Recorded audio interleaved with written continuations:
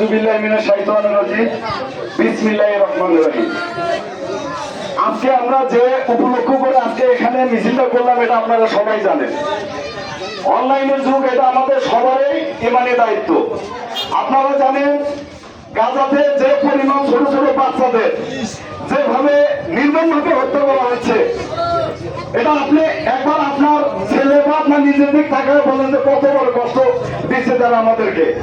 মুসলমান ভাইদের আমি বিনীতভাবে অনুরোধ করবো, বিশেষ করে যারা বাজার কেন্দ্রিক আপনার দোকান আছে, ইসরায়েলি যত পণ্য আছে আপনারা কিনবেন না, প্লাস আপনারা বেচবেন না।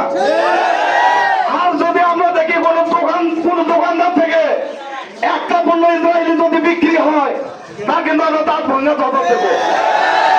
এই আশাবাদ ব্যক্ত করে আমি আমার সংক্ষিপ্ত বক্তব্য এখানে শেষ করছি। আসসালামু আলাইকুম। এই পর্যায়ে আপনাদের সামনে বক্তব্য রাখছেন বাংলাদেশ জামায়াতে ইসলামী চান্দন জামালপুর ইউনিয়নের সম্মানিত সভাপতি জননেতা জনাব সৈয়দ মেজবুর ইসলাম রাশেদ।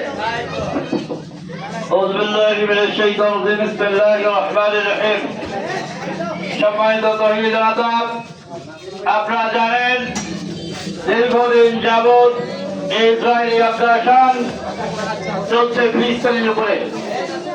এর নির্মম পরিণতিতে অসংখ্য মুসলিম যারা মৃত্যুবরণ করে তার অধিকাংশ হচ্ছে যে শিশুরা, যারা মানবতাকে একবার চরম রূপ ভুলুণ্ঠিত করেছে।